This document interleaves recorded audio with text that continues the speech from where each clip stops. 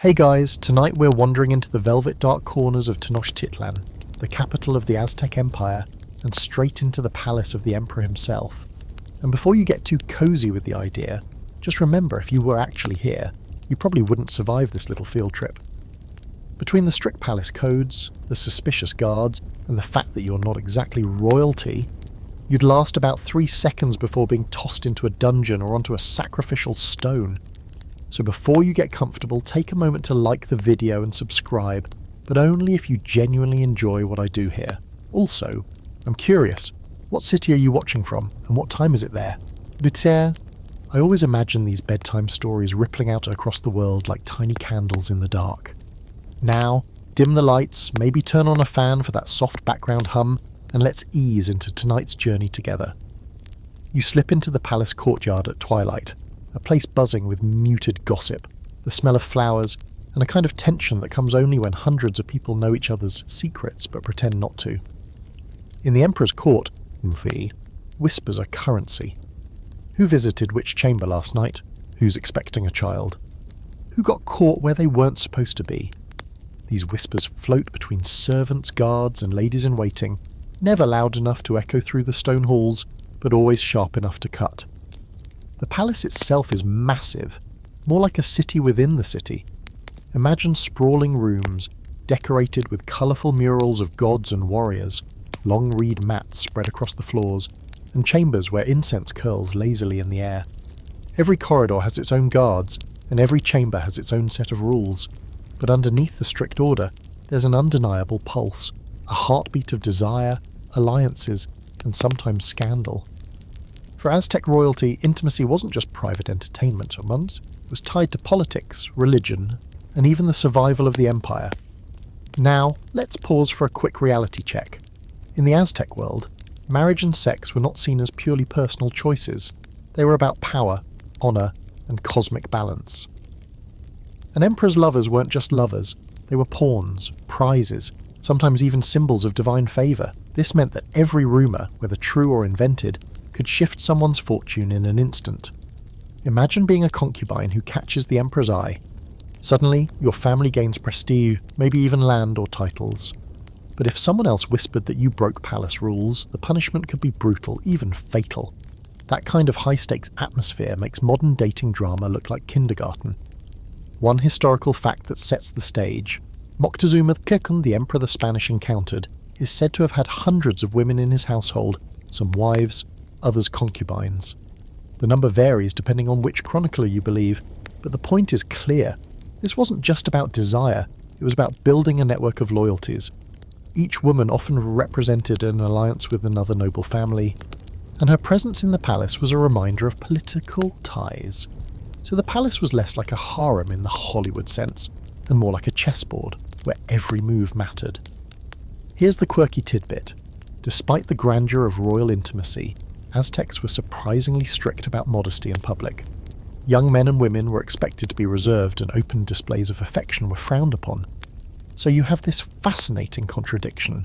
Inside the palace, passion, politics, and sex overlapped constantly. But outside in public life, restraint was the law of the land. Imagine if your boss expected you to be celibate in the office. But then at the company retreat, they expected you to marry someone for corporate strategy. That's kind of the vibe. Of course, scholars debate just how much of the gossip we hear about Aztec royalty is real and how much is Spanish exaggeration. After all, the conquistadors loved to paint the Aztecs as decadent and immoral to justify their conquest. Were the stories of endless harems and shocking rituals accurate? Or were they twisted accounts meant to scandalise European audiences? That's one of the biggest open debates in Aztec studies, separating the reality of intimate royal practices from the propaganda written by outsiders. As you drift further through the palace, you notice how carefully everything is structured. There are sections reserved for noble wives, others for concubines, and still others for attendants and eunuchs who serve as guards. The women live in courtyards filled with flowers and fountains, but also with invisible chains of expectation. Each step, each glance could mean advancement or downfall, and all the while the emperor moves through this world like a god among mortals, his presence shaping everyone's fate. Now picture the gossip spreading in these chambers. You might hear that one concubine is favoured tonight because her family just secured a military victory, or maybe another, is ignored because her brother failed in battle. The bedroom in this palace was a political theatre, and the actors had no choice but to play their roles.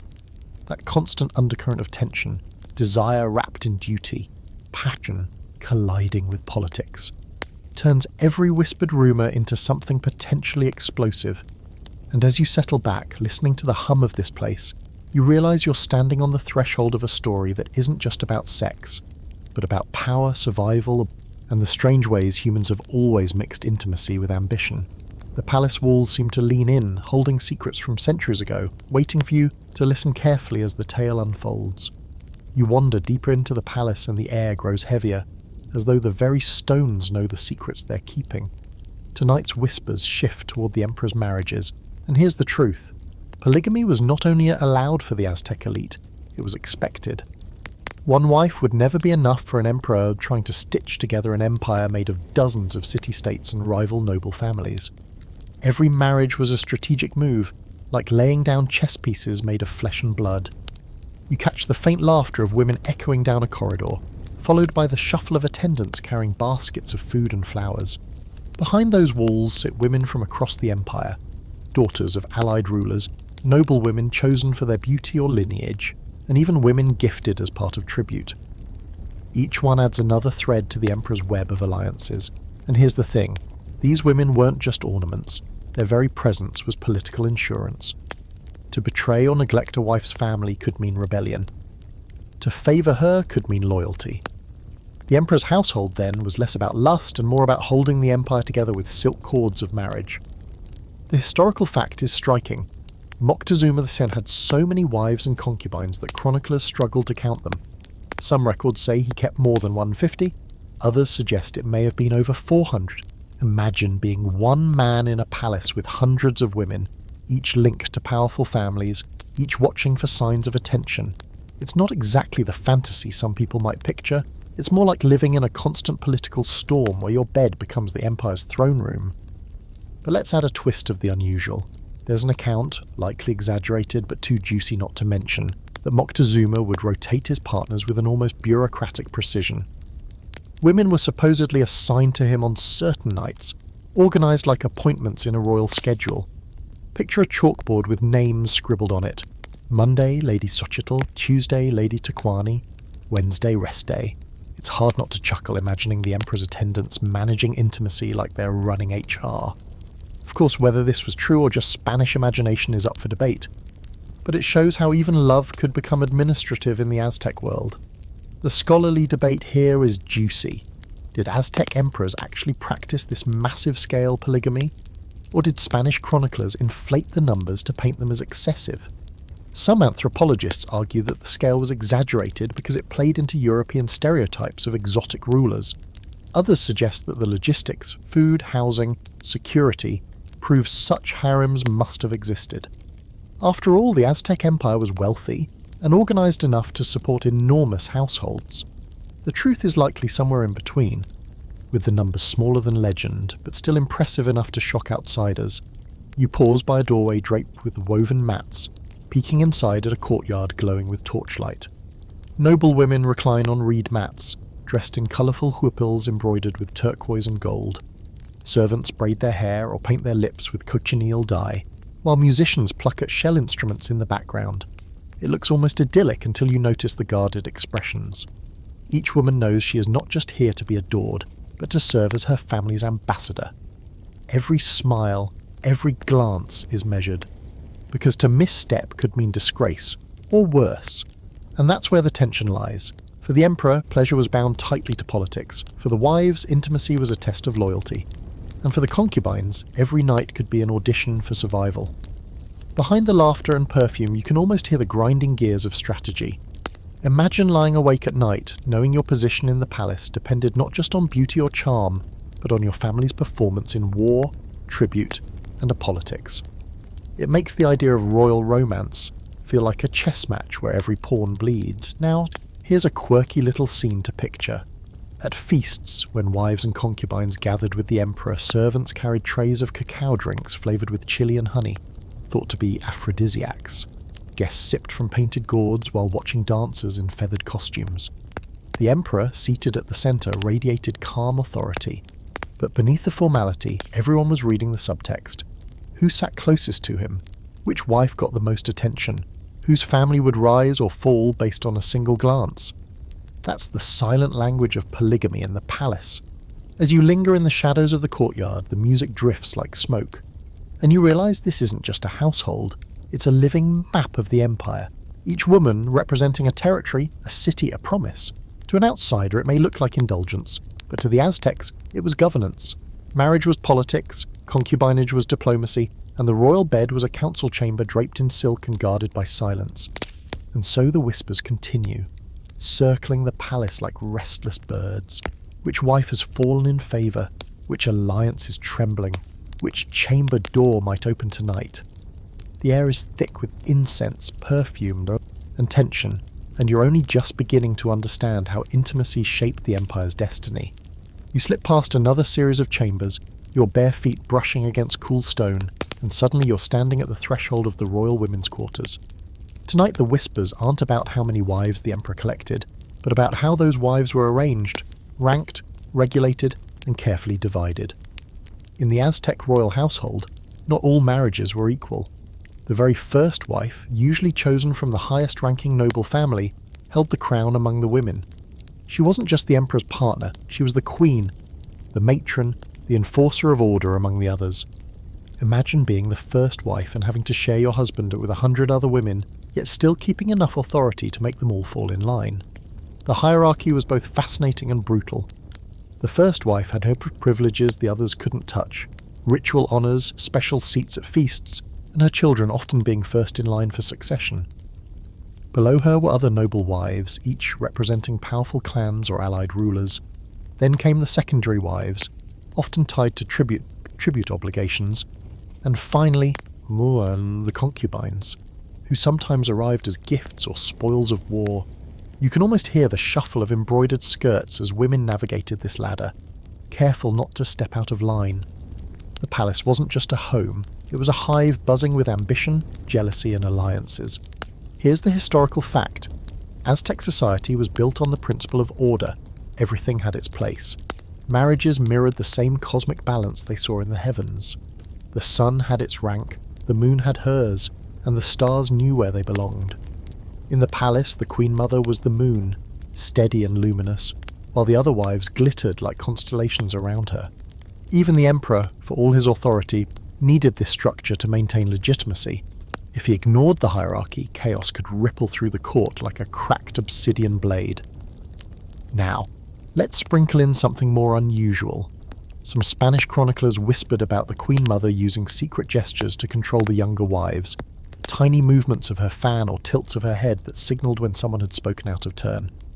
Imagine sitting in a lavish courtyard, trying to enjoy your cacao, when you see the Queen slowly fold her fan and realise you've just been warned.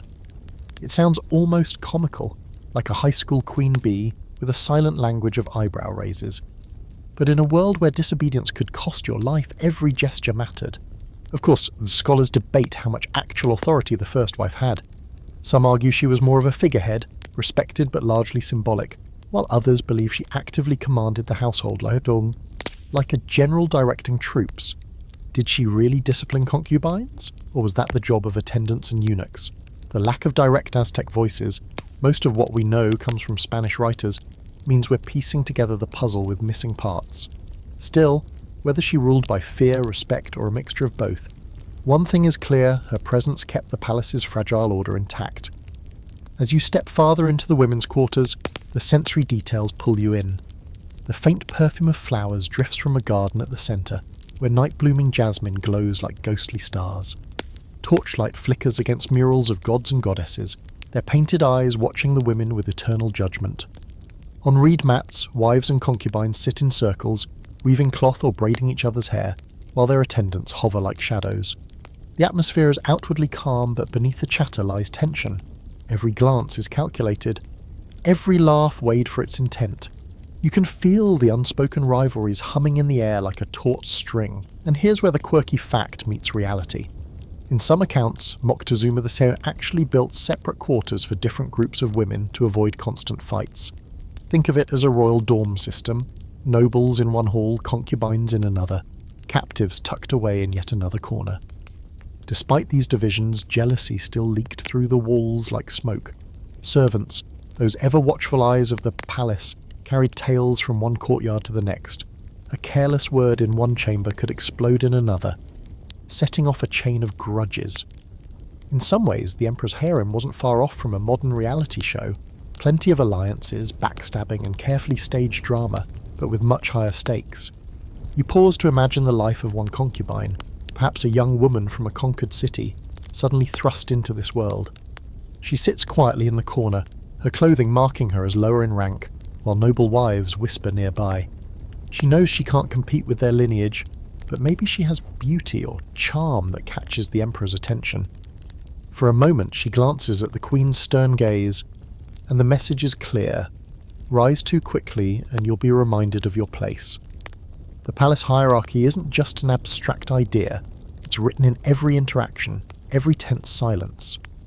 And so the system endures, keeping hundreds of women in uneasy balance. For the Emperor, it's a carefully managed pyramid of loyalty. For the first wife, it's a constant balancing act of authority and diplomacy. For the others, it's a game of survival played under the glow of torches and the scrutiny of the gods. You can almost hear the walls sigh with the weight of so many rivalries and ambitions packed inside. You drift down another hallway, its walls lined with woven mats and painted shields, and the whispers turn darker. Up to now, you've seen polygamy as politics and the ranking of royal wives like pieces on a cosmic chessboard. But behind the neat structure of the palace lurked a dangerous reality: forbidden dalliances. For Aztec princes and princesses, stepping outside approved partners wasn't just risky, it could mean humiliation, punishment, or death. Imagine being surrounded by hundreds of alluring, ambitious people and knowing that one wrong flirtation could end your life. The royal family lived under constant surveillance. Guards, attendants, eunuchs, even the servants delivering food acted as watchful eyes. If a princess looked too long at a warrior, tongues wagged. If a prince disappeared for a few hours without explanation, rumours flew. In a palace where every whisper mattered, love was a dangerous luxury. Some young nobles, of course, tried anyway, because that's what young people do, and that's where the real drama unfolded. The historical fact is blunt. Aztec law punished adultery harshly, especially among the nobility. For the commoners, punishment could mean public humiliation or enslavement. For nobles, it could mean execution, because their actions weren't just personal, they reflected on entire dynasties. Chronicles describe adulterers stoned to death, strangled, or publicly shamed. One particularly grim tale tells of noble women caught with lovers being forced to parade through the streets before facing their fate. In a society obsessed with honour, nothing was more scandalous than betrayal. And here's the quirky twist. Despite the harsh laws, there are rumours that secret trysts did happen, often facilitated by sympathetic servants or bribed guards. Imagine a lovesick princess slipping notes hidden in woven baskets of flowers, or a prince sneaking across courtyards under cover of night, his sandals muffled by mats laid on the floor. Sounds almost like a teenage romance novel, except here the stakes are fatal. Some stories even hint that musicians or poets were used as go-betweens, carrying coded verses back and forth. If true, the palace wasn't just a political hive, it was also a maze of secret corridors echoing with heartbeats and reckless ambition. But here's the scholarly debate. Did these forbidden affairs actually happen often? Or were they rare exceptions blown up by chroniclers into moral tales? Spanish writers loved a scandal and often described Aztec nobles as hopelessly lustful to justify their conquest. Some modern historians argue the strict surveillance of the palace would have made affairs nearly impossible, while others counter that in any system this large, cracks always appear. After all, humans have a remarkable talent for finding loopholes when it comes to desire. The truth probably lies in between. Most nobles towed the line, but every so often, someone gambled everything for passion. As you imagine this world, the sensory details sharpen. A torch sputters in the hall, casting long shadows. Somewhere a flute plays a low, mournful tune, masking the sound of footsteps sneaking past. The smell of copal incense clings to the air, but beneath it you sense something more human. Nervous sweat, pounding blood, the thrill of secrecy.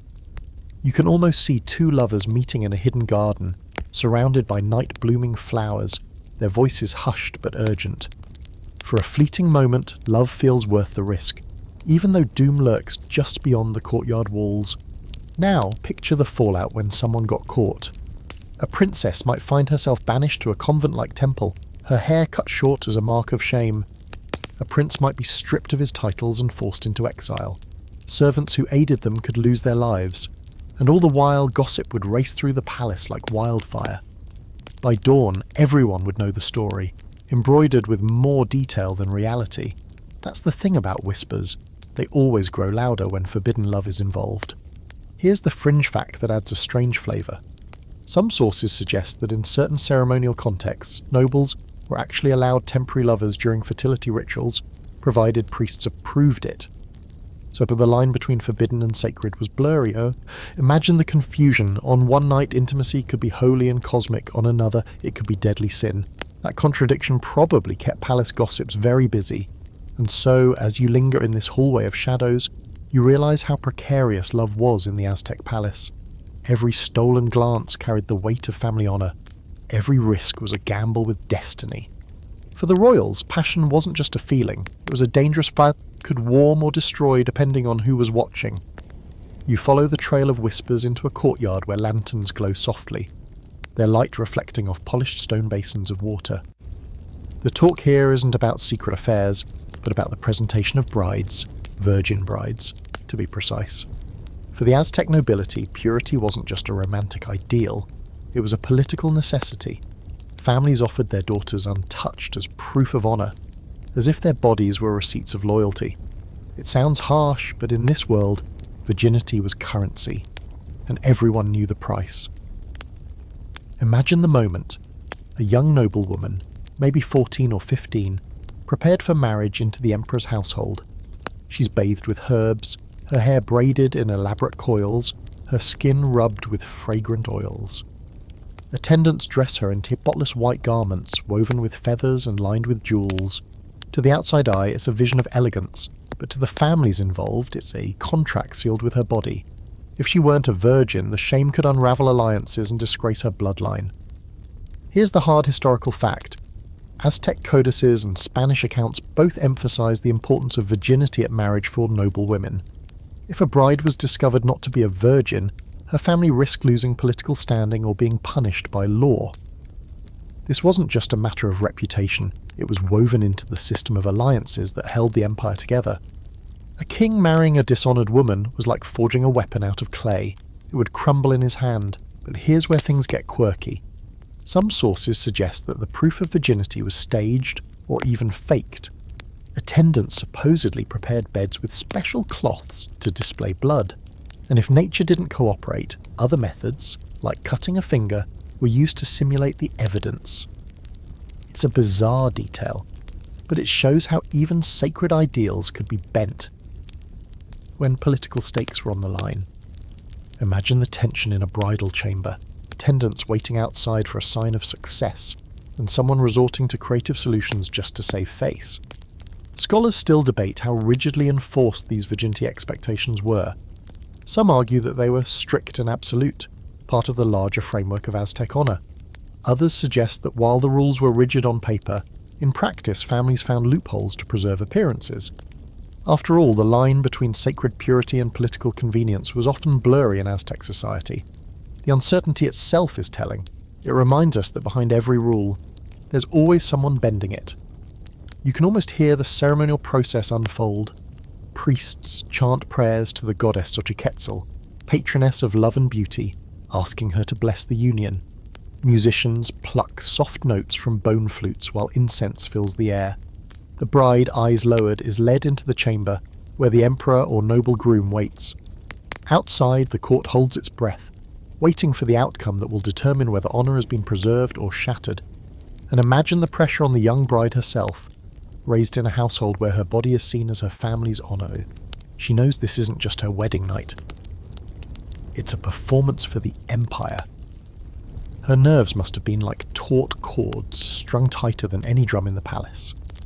In that moment, love, fear and duty blur into one overwhelming sensation. Now here's the fringe fact that edges into legend. Some chroniclers claimed that certain brides weren't offered directly to the emperor at all, but first underwent purification rituals involving priests or symbolic unions with idols. Whether true or not, the idea reflects how intimacy was wrapped in layers of cosmic meaning. It wasn't enough just to be a virgin bride. She had to embody sacred order, aligning human relationships with divine expectations. As you wander back into the courtyard, the whispers grow again. Servants exchange knowing looks, wives trade subtle remarks, and eunuchs stand silently at their posts guarding doors that hide the empire's most fragile contracts.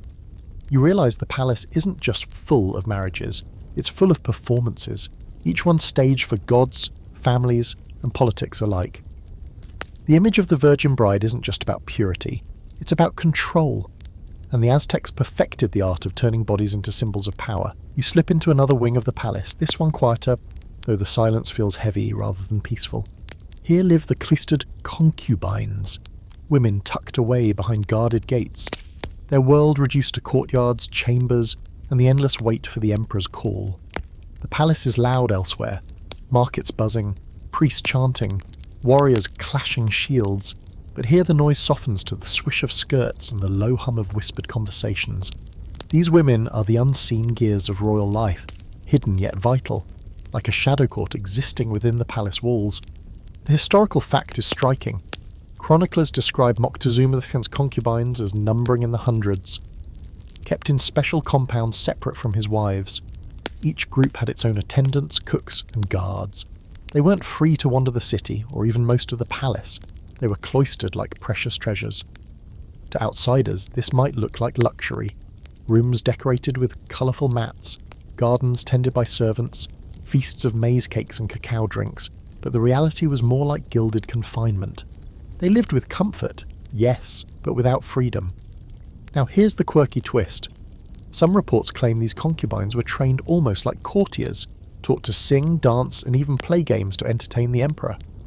Imagine rows of women practicing songs in Nahuatl, their voices blending into haunting harmonies while guards stood watch. It turns the compound into something halfway between a convent and a performing arts academy, where beauty and talent were honed like weapons.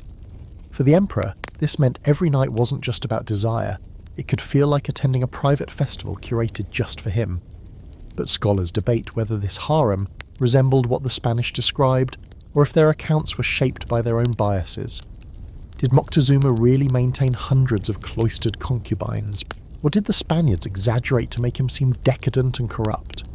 Some argue that while polygamy and concubinage were real, the scale was inflated to scandalise European audiences. Others suggest the palace was indeed vast enough to house such numbers, making it plausible. The debate still hums in academic circles, because separating fact from propaganda is notoriously tricky when it comes to Aztec sexuality. You take in the atmosphere of the cloister. Courtyards bloom with flowers, but the gates remain shut tight. Inside the walls, women embroider textiles with feathers, braid each other's hair, and pass the time with stories. Yet beneath the calm lies tension. Every concubine knows she's one of hundreds, and her chances of catching the emperor's attention depend on charm, wit, or luck. Imagine the weight of that pressure, living in a confined space, always aware that a single glance from the emperor could change your life, but that months or even years might pass without being chosen. And then there's the question of survival. Some concubines bore children, which elevated their status. Others faded into obscurity, remembered only by their families. For a few, the cloister might have felt like protection, removed from the chaos of the outside world, fed, clothed. And say, for others, it was a golden prison where the air smelled of flowers but the horizon was forever blocked by the walls. Here's a fringe fact that adds spice. Some sources hint that eunuchs, or men rendered incapable of desire, were stationed to guard these compounds. They had one job, to make sure the emperor's concubines remained untouched by anyone else. The presence of these figures adds a strange theatricality to the setting. Imagine a courtyard full of beautiful women, watched over by solemn figures whose entire existence is about preventing scandal. It's like a play staged endlessly day after day with no audience but the emperor. You sit for a while listening to the murmurs of the cloister. The sound of laughter drifts through, mixed with the rustle of woven skirts. Yet the laughter is tinged with restlessness, as if the women know their beauty is wasting away, while they wait for a moment that may never come. And that's the tragedy of the cloistered concubines. They live surrounded by abundance, yet starve for freedom. As you finally leave the compound, you glance back at the guarded gates. The women behind them remain invisible to the world, yet their presence shapes the empire in unseen ways. The emperor's harem isn't just about pleasure, it's about politics, control and the strange economy of desire. In this palace, even silence is heavy with meaning, and even waiting becomes a form of power. You move deeper into the palace, past a hall where murals show gods descending from the heavens, and you arrive at a chamber thick with incense. Tonight's whispers circle around something stranger than daily politics, the rituals tied to royal marriages, ceremonies where consummation itself became a sacred act.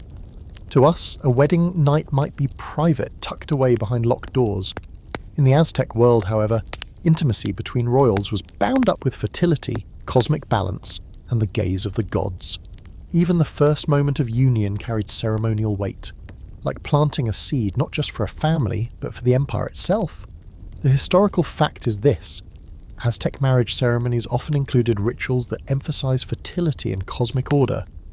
The couple might be tied together with the corner of a cloak, symbolizing unity, or sprinkled with maize kernels to invoke abundance. Among royalty, these rituals could stretch into elaborate displays where consummation was treated as the final step in aligning the couple with the divine. It wasn't just about starting a marriage, it was about feeding the universe itself, ensuring crops would grow and the sun would rise. Now, here's the quirky detail that makes modern ears twitch. Some reports suggest attendants actually waited outside the chamber to confirm the marriage had been consummated. Imagine being newly wed, nervous enough as it is, while half the palace strains their ears outside your door for confirmation. In some versions, a symbolic cloth was displayed afterward, proof that the union had been physically sealed. Whether this was common practice or more of a Spanish invention, it paints a vivid picture of how private intimacy could be turned into public ritual. Scholars debate just how theatrical these consummations were. Some argue that stories of attendants listening in are exaggerated, crafted by conquistadors to depict Aztecs as bizarre and intrusive. Others suggest the practice may have happened, at least symbolically, since other Mesoamerican cultures tied sexual union to public fertility rites. The uncertainty lingers, but it's safe to say that intimacy in this setting carried layers of expectation that would make any modern newlyweds break into a nervous sweat. You picture the scene, a chamber draped with woven mats, flickering torches casting shadows of gods on the walls. Priests outside chant blessings to Xochipilli, the god of pleasure and music, while inside, the bride and groom face the pressure of carrying an entire dynasty's hopes on their shoulders. The air smells of copal resin and crushed flowers. Outside, nobles murmur, waiting for a sign that the cosmic wheel has been nudged forward by two young bodies. In that moment, what should be tender feels more like theatre, a stage where human flesh plays out divine scripts. Now, here's a fringe fact that adds another layer of strangeness. Some rituals reportedly involve bloodletting before or after the act, with the bride or groom piercing themselves to feed the gods. To the Aztec worldview, blood was life force, and combining blood with intimacy symbolized the merging of life and fertility. Imagine cutting your ear or thigh as part of a wedding night. It's unsettling to us, but to them, it was sacred insurance that the union carried cosmic weight. Pleasure and pain, creation and sacrifice were braided tightly together. And what about the young brides themselves?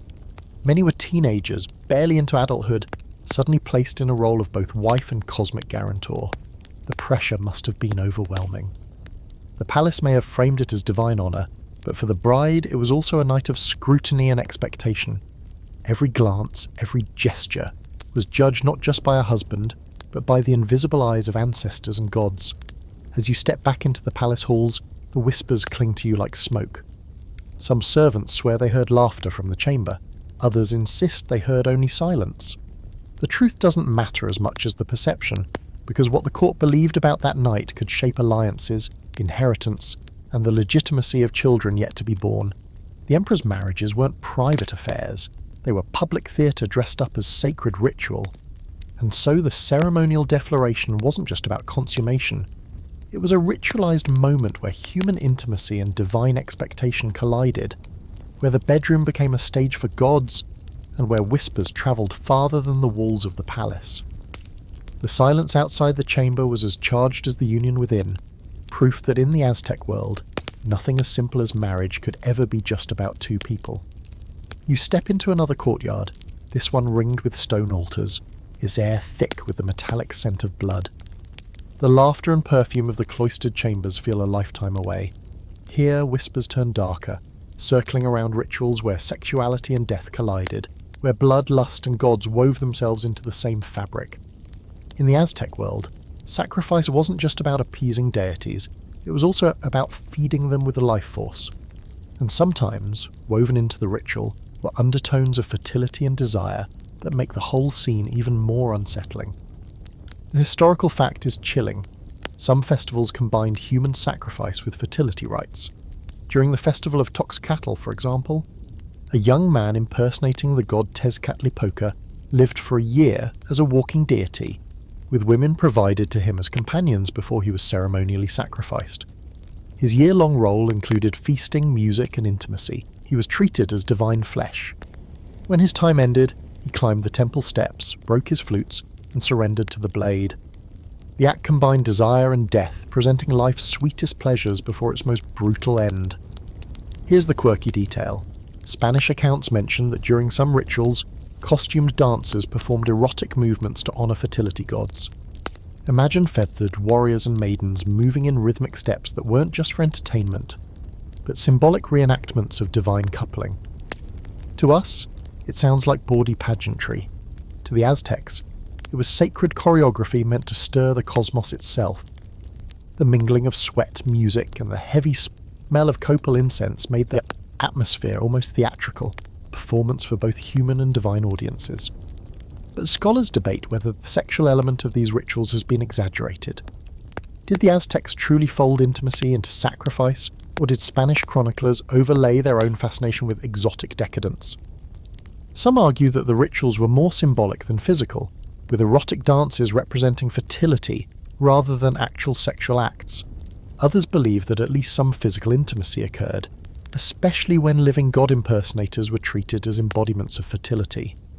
The lack of direct Aztec testimony means we're left sorting through fragments, balancing between fact, interpretation, and rumour.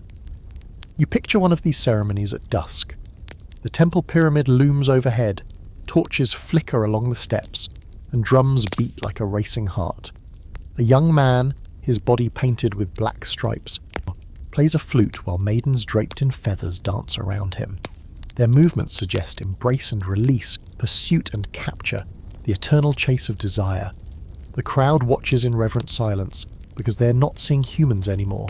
They're watching gods reenact the primal acts that sustain the universe. When the flutes snap, the mood shifts, and the figure ascends the steps to his fate. Desire and death blur into a single offering, and then there are the fringe rumours. Accounts that sacrificial victims, especially women chosen for goddesses like Zilinen or Toti, were given nights of indulgence before their deaths. Food, music, sometimes intimacy. Whether these were literal or metaphorical weddings to gods is unclear, but the idea adds an eerie layer that the Aztecs believed the gods demanded not just blood, but also joy, beauty, and even the final echoes of love. Imagine lying in a perfumed chamber, knowing the feast before you is both a gift and a farewell. The sensory contrast is intense. One moment, flowers are scattered across altars, musicians play flutes, and dancers move with sensual grace. The next, obsidian blades flash. Hearts are lifted skyward, and the drums thunder louder. For the Aztecs, this wasn't contradiction, it was continuity. Fertility and sacrifice were two sides of the same cosmic coin. To give life, life had to be taken. To spark desire, blood had to flow. In their eyes, the world survived only because humans staged this endless cycle of passion and death. As you retreat from the courtyard, the imagery lingers. You hear the beat of drums still echoing in your ears, the mingling of laughter and cries, the faint sweetness of flowers overwhelmed by iron. The whispers here don't sound like gossip, they sound like prayers, half spoken and half feared. And you realise that in the Aztec palace, even pleasure was tethered to sacrifice. The gods demanded both, and royalty was expected to deliver, no matter how shocking it might appear to us centuries later. You leave behind the blood-slicked courtyards and walk back into the quieter wings of the palace, where the air feels cooler, almost conspiratorial. The whispers here aren't about cloistered concubines or sacrificial lovers, but about something even more taboo: incestuous rumours. In dynasties across history, rulers often looked inward to keep power consolidated, and the Aztecs may have been no different. The idea of royal blood mixing only with royal blood makes sense politically. Why dilute the divine line of an emperor with the daughter of someone less powerful? But in practice, the whispers of brothers and sisters, uncles and nieces, crossing boundaries were enough to set the court buzzing with both fascination and horror. Here's the hard historical fact. Some Aztec rulers did marry close relatives, though incest in their context didn't always mean the same as it does for us. For example, marrying half-sisters or nieces was sometimes politically acceptable because it kept land and titles locked within the family. Spanish chroniclers noted these unions, sometimes in shocked tones, because to European ears they sounded scandalous. But to the Aztecs, it was less about scandal and more about strategy, preserving sacred bloodlines and reinforcing the emperor's divine legitimacy. Now for the quirky angle, there are rumours, never fully confirmed, that some rulers claimed their children were not simply the product of human union, but of divine intervention, basically saying the gods had a hand or something else in the matter. It's almost like the Mesoamerican equivalent of the virgin birth story. Imagine a court where a princess's pregnancy is explained not by her cousin in the next chamber, but by the gods themselves lending favour. It sounds absurd, but in a society where rulers were seen as semi-divine, it was believable enough to keep the gossip from turning deadly. Of course, the scholars fiercely debate whether Aztec incest was widespread or exaggerated by the Spanish to paint the empire as immoral. Some evidence suggests that close relative marriages were rare exceptions, only used when political situations demanded them. Others argue that dynasties across Mesoamerica regularly practiced it to keep royal lines strong, much like the Egyptians or Inca. The debate boils down to fragments of codices and chronicles which leave plenty of room for interpretation, and plenty of room for whispers to grow into legends. Picture this. A young princess walks through the palace garden, her noble lineage making her untouchable to most suitors, but whispers follow her. Will she be given to a cousin? A brother? Attendants glance nervously, because the wrong match could ignite both scandal and alliance. At night, the Queen's quarters echo with rumours passed between servants, some true, some invented. In a world where royal intimacy was tied to cosmic order, even the suggestion of incest carried weight. It wasn't just bedroom gossip, it was a question of empire-wide legitimacy. And here's a fringe fact that muddies the water further. Some Aztec myths outright celebrated sibling unions among the gods. The divine couple Ometecuhtli and Omequehuatl, for example, were dual aspects of creation, and often described in ways that blurred lines of kinship. If gods could pair with their own reflections, why not rulers who claim divine ancestry? To us it sounds like blasphemous justification, but in the Aztec worldview, copying divine patterns wasn't scandal, it was alignment with cosmic truth. The sensory details are haunting. Moonlight filters through carved lattice windows, falling across embroidered mats where noble children sleep. Their lineage is marked in every detail, their braided hair, their turquoise jewellery, their titles.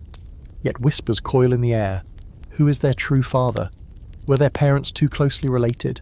And do the gods approve, or are storms and earthquakes signs of their disapproval? In this world, nature itself was thought to judge human choices, so even the weather could become commentary on the royal bedchamber. As you step back into the main hall, you feel the tension that incestuous rumours carried. They weren't just about who loved whom, but about whether the empire itself was stable. Every whisper of kinship too close, every sideways glance at a child who looked too much like his uncle, was more than gossip, it was potential political dynamite. The Aztec court thrived on whispers, but some whispers burned hotter than others, and none smouldered more dangerously than those about incest among the royals. You drift through another part of the palace, where the torches are dimmer and the air smells faintly of flowers pressed into garlands. The whispers here don't carry the weight of law or punishment, but something more mystical. Tonight, the palace gossips murmur about the emperor's sacred mistress, a woman elevated above the others, believed to embody the presence of a goddess herself. Among hundreds of wives and concubines, this figure stood apart, wrapped in a shimmering aura of both devotion and danger.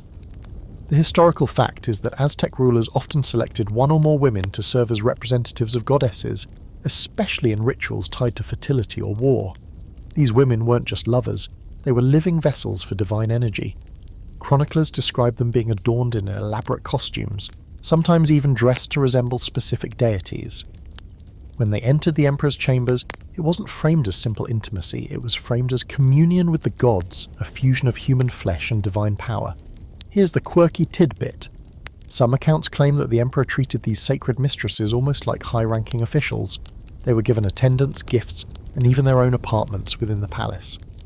Imagine being one concubine among hundreds, then suddenly elevated to semi-divine status, showered with turquoise jewellery and feathers. It's like being plucked from obscurity and dropped into a role halfway between lover and high priestess.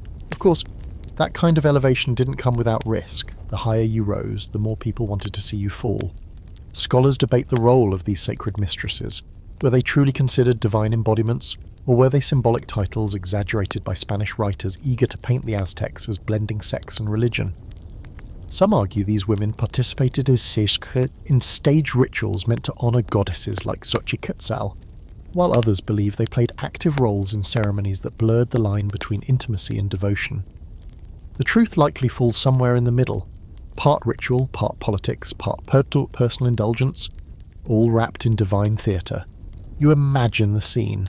A chamber lit with soft torches, murals of fertility gods glowing faintly in the flickering light.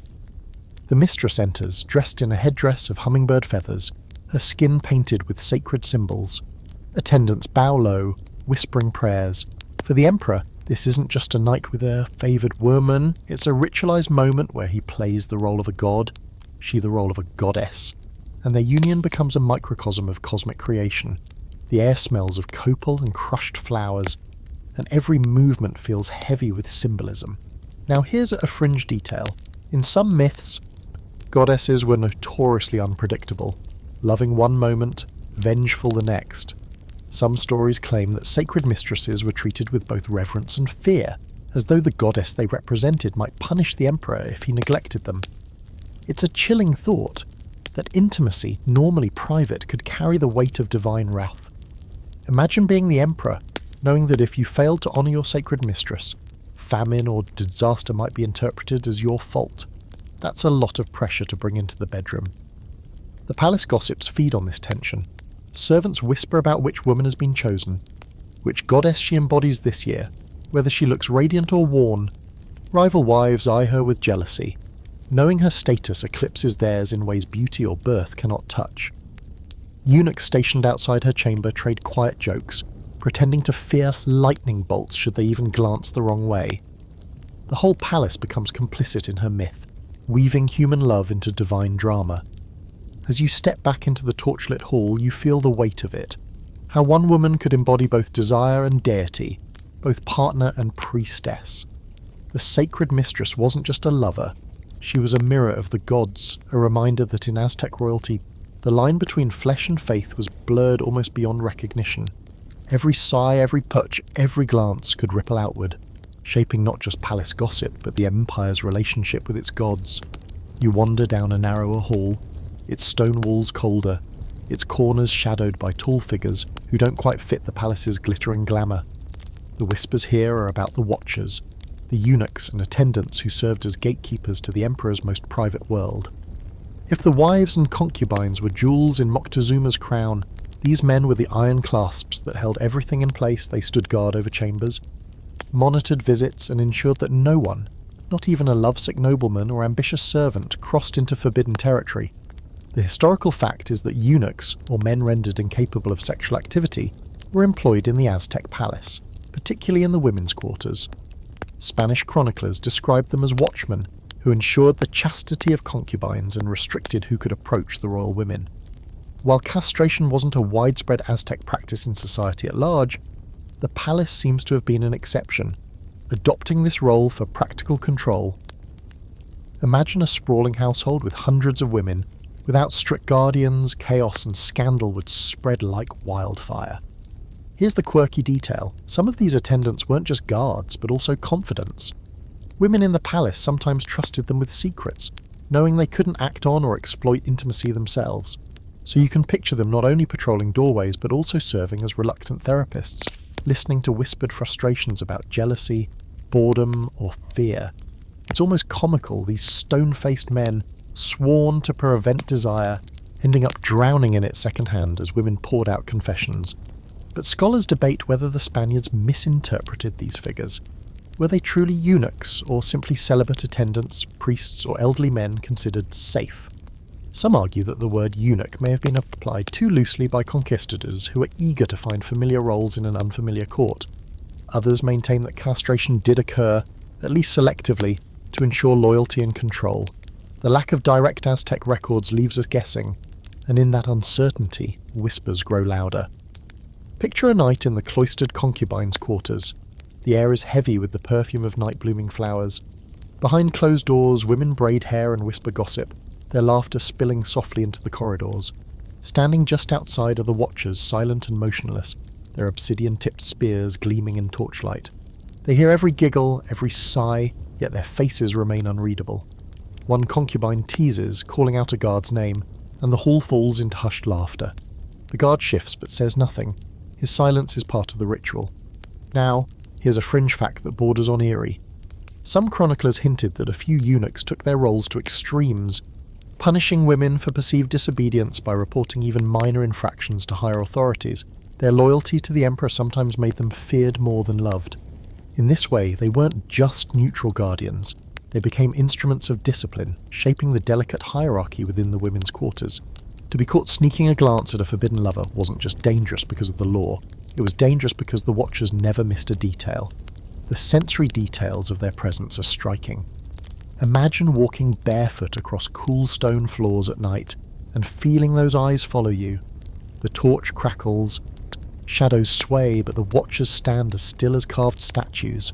For the women inside, it must have been both comforting and suffocating. No intruder could harm them, but neither could they move without being observed. Their world was a cage wrapped in silence, and the watchers were its walls. As you return to the broader hall, the whispers echo in your ears. Some claim the eunuchs were loyal protectors, others that they were spies, and still others that they were tragic figures caught between worlds, close to power, yet never able to taste it. Whatever the truth, their presence shaped palace life in ways that went far beyond guarding doors. They were the silent chorus in the emperor's theatre of desire, always watching, never speaking, but always holding secrets that could never be told. You drift toward the echoing courtyards of the Kalmakak, the temple schools where young nobles were trained to become priests, warriors, or future leaders. The palace whispers here are not about queens or concubines, but about the shaping of desire itself, adolescent initiations that mix discipline, ritual, and sometimes unsettling lessons about sexuality. In the Aztec world, growing up wasn't just about learning how to fight or farm, it was about learning how to align your body, your impulses, and your destiny with the cosmic order. The historical fact is clear. Boys and girls of noble birth were separated in their education. Boys trained in the Kalmakak under strict priests, learning warfare, religion, and self-denial, while girls were raised in institutions called Kali, or in the homes of elder women, where they were taught weaving, household management, and chastity. Yet woven into these teachings were lessons on sexuality, when it was forbidden, when it was sacred, and when it was demanded by the gods. From a young age, nobles understood that their bodies weren't just private possessions, they were tools of family honour and cosmic duty. Here's the quirky twist. Some reports suggest these schools also staged symbolic rituals of sexual initiation, not in the sense of casual indulgence, but in heavily ritualised forms where older mentors explained the cosmic importance of fertility and warned of the dangers of unrestrained desire. One Spanish friar even complained that young nobles learned songs too obscene for Christian ears as part of their training.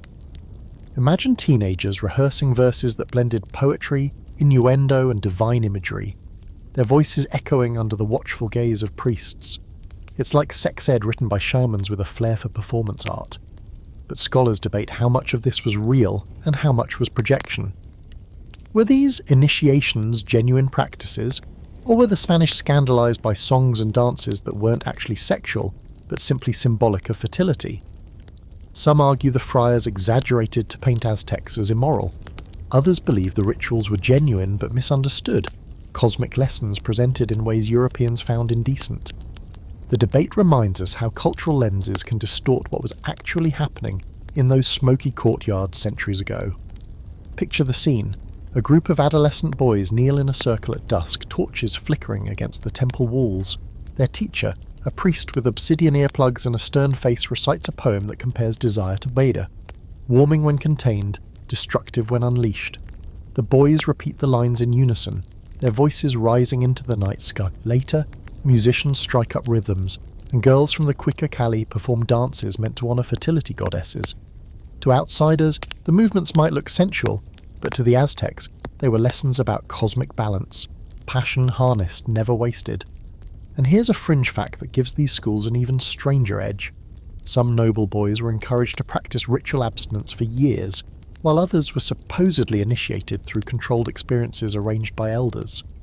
One chronicle even hints at older women serving as guides in these ceremonies, though scholars remain deeply divided on whether that actually happened or whether it was a Spanish invention to shock readers. Either way, the whispers of these practices add to the sense that sexuality was never left to chance. It was choreographed and monitored and folded into the empire's cosmic logic. You feel the weight of these teachings in the air. The smell of incense clings to the courtyards, and the rhythmic pounding of drums seems to echo the heartbeat of a society trying to mould its youth into perfect instruments. The boys and girls here don't just learn arithmetic or history, they learn that their bodies are part of the empire's machinery, to be guarded, offered or deployed depending on divine command. As you leave the temple schools behind, you carry the sense that growing up in the Aztec world meant living with a constant awareness of your own flesh. For commoners, it was about avoiding temptation. For nobles, it was about preparing to use your body as a weapon, a symbol or a sacrifice. The palace whispers of adolescent initiation remind you that in this empire, even the first stirrings of desire weren't private. They were shaped, judged and directed long before you ever entered a royal chamber. You step into a smaller courtyard where the night sky yawns wide above you, stars scattered like jewels across black velvet. Here, the whispers rise with a different cadence, less gossip, more reverence. Lovers, it turns out, didn't just sneak glances and risk punishments, they also consulted the heavens. In the Aztec world, sex wasn't only an act of desire or duty, it was scheduled, regulated and blessed or cursed by the cosmos itself.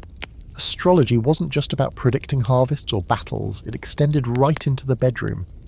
The historical fact is that the Aztec calendar wasn't a simple grid of days, it was a web of sacred cycles, the 260-day Tonalpohualli for rituals, and the 365 for solar seasons. Every day carried omens, influences, and associations with specific gods. This meant that intimacy, especially for nobles, was often timed according to which day fell under which cosmic forces. A couple might be told, not tonight, because the day belongs to Tezcatlipoca, who brings jealousy, or tonight is under Xochiquetzal, the goddess of beauty, so may your union be blessed. Imagine planning date night with a priest hovering over your shoulder, flipping through a cosmic calendar before giving the green light. Now, for the quirky twist. Some accounts claim that priests even advised couples on positions, timing of and whether pregnancy was likely based on the day's symbolism. It sounds like medieval astrology columns with a much higher level of seriousness. Virgo, don't travel today. Aztec noble, don't get frisky on the day of Tlazolteotl unless you're ready for scandal. Whether these details were exaggerated by the Spanish or not, the image is almost comical. An emperor and his mistress waiting patiently while a priest mutters, "Maybe tomorrow. Tonight the stars are frowning." But scholars debate how far this influence really went. Was astrology strictly enforced in the royal chambers, or was it more of a guideline, like a horoscope you might roll your eyes at but still secretly follow? Some argue that rulers absolutely consulted the calendar before unions, especially when fertility and dynastic succession were at stake.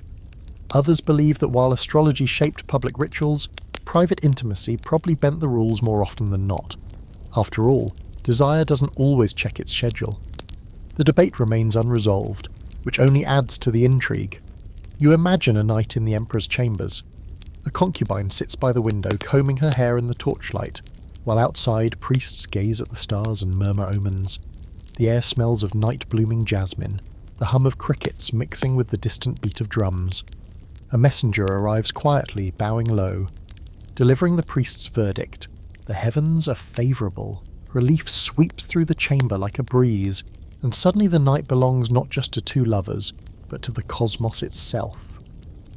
Here's a fringe fact to make it stranger. The goddess Tlazolteotl, patroness of both sin and purification, was believed to devour sexual transgressions if people confessed to her. Some stories suggest couples who disobeyed astrological warnings could perform rituals to cleanse their union afterward. Imagine that, a kind of divine get-out-of-jail-free card for cosmic scheduling errors. It gave intimacy a strange rhythm. One night sacred, another night sinful, and always a goddess waiting to reset the balance if things went wrong. The sensory detail of it all is vivid. The flicker of firelight on painted murals of stars, the rustle of reed mats as couples prepared to merge not just with each other, but with the fate of the universe.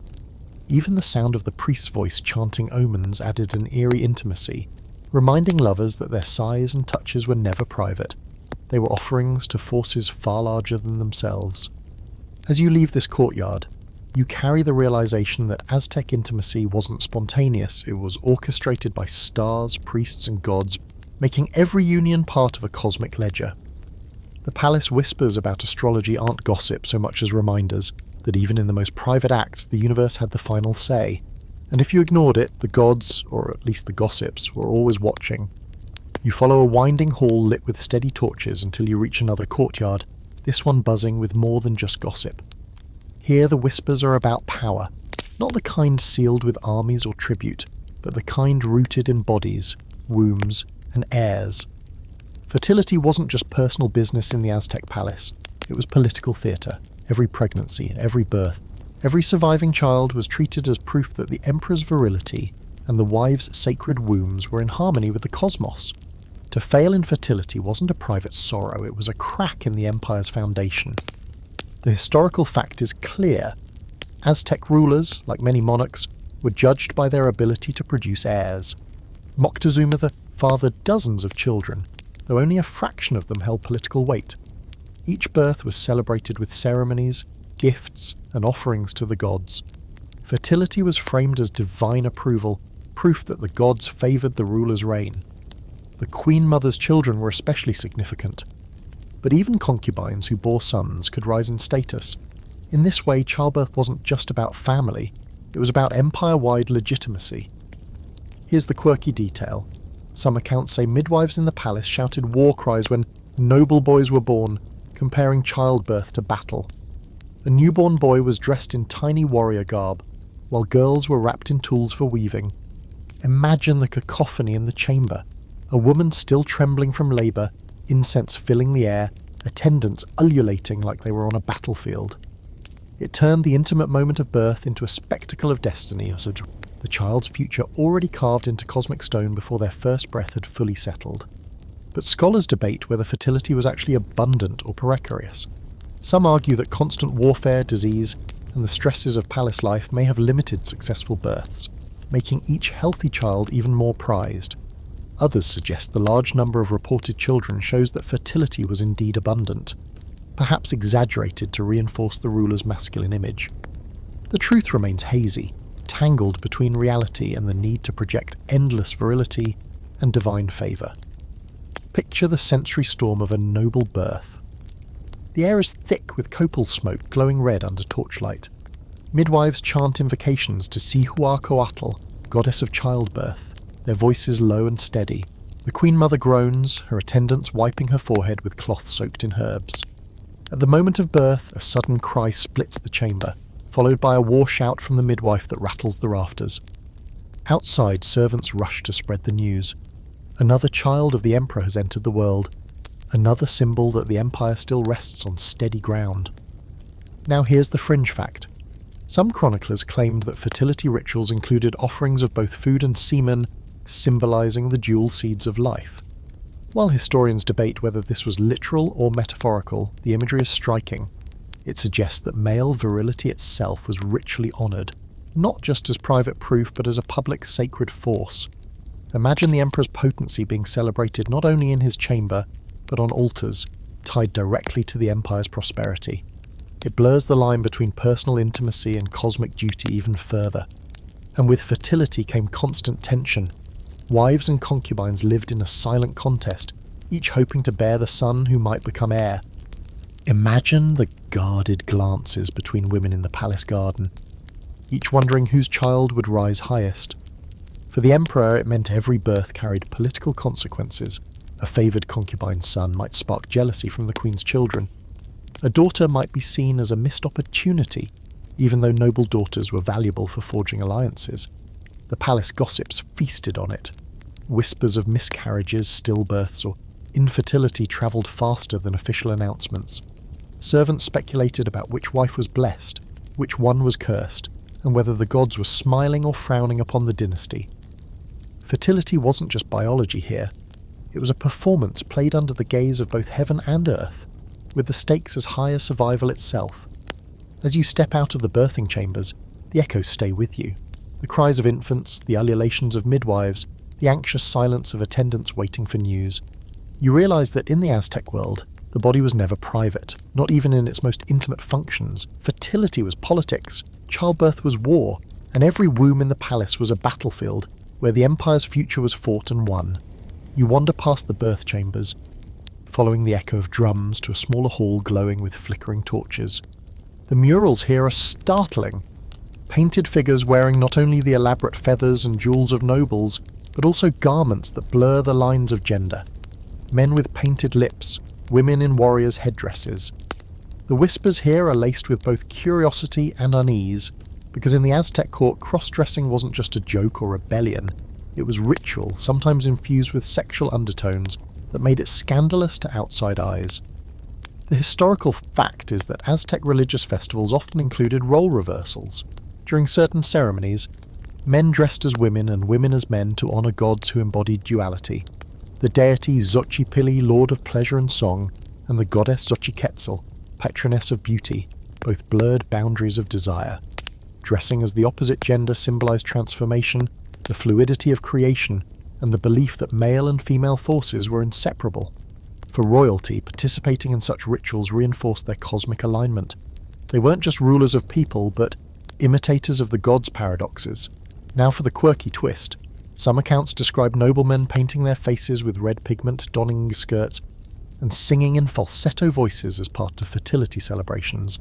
Others mention women strapping on mock weapons, marching like warriors, before returning to their domestic roles the next day. To the Aztecs, this was theatre with spiritual meaning. To the Spaniards, it looked like depravity. Imagine a conquistador stumbling upon a royal court where men in gowns danced with women in armour. The poor friar probably fainted before he had time to write it all down. But scholars debate the extent of sexual undertones in these performances. Were these rituals symbolic, or did they sometimes slip into intimate experimentation? Some argue that the dances, with their suggestive movements and costuming, carried erotic layers understood by the participants. Others say that the cross-dressing described by Spanish writers was exaggerated, mistranslated, or filtered through their obsession with labelling the unfamiliar as sinful. The debate lingers, as always, in the space between ritual, performance, and imagination. Picture the sensory richness of one such festival. A courtyard lit by fire bowls, the air heavy with the scent of pulque and roasted maize. Nobles gather, their laughter mingling with flute music. A prince struts in a flowing skirt, bracelets jingling on his arms, while a noblewoman dons a jaguar helmet, growling playfully at the crowd. The scene is humorous, theatrical, but also charged. The blurring of roles reminds everyone that creation itself comes from duality. The crowd cheers, laughs, and then falls into reverent silence as the dancers bow before an idol of Xochiquetzal. Here's a fringe fact. One Spanish friar wrote in horror that these rituals sometimes ended in carnal confusion, hinting at group indulgences after the dances. Modern scholars remain divided. Was this a moralistic exaggeration, or a glimpse into sexual experimentation sanctioned by ritual? It's impossible to know for sure, but the whisper of possibility still clings to the palace walls. For the Aztecs, the cosmos thrived on duality, transformation, and breaking boundaries. Why wouldn't human bodies sometimes do the same? For the women of the palace, these festivals were double-edged. On one hand, they offered a brief taste of freedom, to march like warriors, to joke openly, to mimic the power of men. On the other, they reminded everyone that once the torches burned low, roles would snap back into place. The laughter and play carried an undercurrent of melancholy, as if the brief moment of reversal only highlighted the rigid hierarchies of daily life. As you leave the hall, the murals seem to follow you. Painted faces, both male and female, both one and many. The whispers echo, that night when the emperor himself wore a feathered skirt, that woman who danced with him as a jaguar warrior, the way the crowd gasped and laughed before falling into silence. Cross-dressing in the Aztec court wasn't parody, it was prayer, performance, and perhaps just maybe pleasure. You leave behind the laughter of festivals and step into a quieter passage, one lined with stone carvings of jaguars and eagles. The air here feels land heavier, the whispers sharper. Tonight's talk isn't about wives or sacred mistresses, but about the darker side of intimacy in the royal palace, the use of foreign captives as unwilling participants in royal bedrooms. If marriages forged alliances and concubines embodied loyalty, then captives, plucked from the battlefield, were reminders of conquest. Flesh turned into trophies of power. The historical fact is that Aztec warfare, the so-called Flower Wars, wasn't just about territory. It was about taking captives, sometimes for sacrifice, sometimes for tribute, sometimes for service in noble households. Among the spoils of war were young men and women, some destined for altars, others for labour, and a select few brought into the palace. Chroniclers note that Moctezuma's household included women from conquered regions, their presence both symbolic and practical. They weren't there by choice, they were there as living emblems of submission, their bodies reminders of the emperor's reach. Here's the quirky angle. Some captives were reportedly paraded in the palace adorned with their homeland's costumes, as though the emperor enjoyed seeing the diversity of his empire reflected in his chambers. Imagine walking into a courtyard where women from distant towns wore embroidered huipils in unfamiliar patterns, their accents betraying their origins. It wasn't just sensual, it was geopolitical theatre. Each captive represented a defeated city, their presence both alluring and humiliating. But scholars debate how much sexual exploitation of captives occurred. Spanish chroniclers, eager to frame the Aztecs as decadent, emphasized the idea of harems stuffed with conquered women. Yet archaeological evidence and indigenous codices often present a more subdued picture, showing captives primarily destined for sacrifice. Did the palace truly maintain a pool of foreign lovers, or was this another layer of colonial exaggeration? The debate persists, with truth likely scattered somewhere between brutality and propaganda. You picture the sensory details of such an encounter. A captive woman, her wrists painted with protective herbs, is escorted into a perfumed chamber. The air smells of copal and crushed flowers, but she carries the dust of battlefields on her skin. Attendant strips away her native garments, replacing them with palace robes, a transformation both physical and symbolic. Outside, whispers ripple among servants. Where is she from? Which battle brought her here? Will she bear a child whose bloodline ties two worlds together? For her, it is a life suspended between survival and despair. Now for the fringe fact. Some sources suggest that captive women who bore children could secure a strange form of integration into palace life. Their offspring, while not considered equal to the queen's, could still be woven into networks of power, sometimes even married off to lesser nobles. This blurred the line between trophy and mother, between spoils of war and matriarch. It also created awkward dynamics within the palace. Imagine a concubine of noble blood sitting across from a captive who, by sheer fate, produced a child favoured by the emperor. The gossip must have been relentless. The emotional landscape here is tense. For the emperor, captives were symbols of dominance, living reminders of his military prowess. For the wives and concubines of noble blood, they were rivals or humiliating presences, proof that even outsiders could intrude on their carefully ranked hierarchies. For the captives themselves, every day was a gamble. One wrong gesture could send them from the perfumed chamber to a sacrificial stone. Desire and danger fused into a single suffocating reality. As you step back into the palace corridors, the whispers don't fade. They grow. Some claim a captive once bewitched the emperor with her beauty, angering the queen. Others insist that children of captives were quietly erased from the genealogies, their names scrubbed from memory. The truth is hard to pin down, but the shadows speak louder than certainty, and in those shadows you sense how the Aztec Empire used every tool at its disposal, alliances, rituals, and even bodies taken from war, to maintain its power. You drift into another hall, This one painted with dazzling murals of gods and goddesses locked in embrace. The air here feels different, not oppressive like the chambers of captives, nor structured like the Queen's court, but theatrical, buzzing with ritual. The whispers tell of divine impersonations, ceremonies where nobles and royals didn't just honour the gods but became their matron, performing erotic pageants that blurred the line between human intimacy and divine coupling. In the Aztec world, theatre wasn't entertainment, it was prayer. And sometimes that prayer looks suspiciously like foreplay.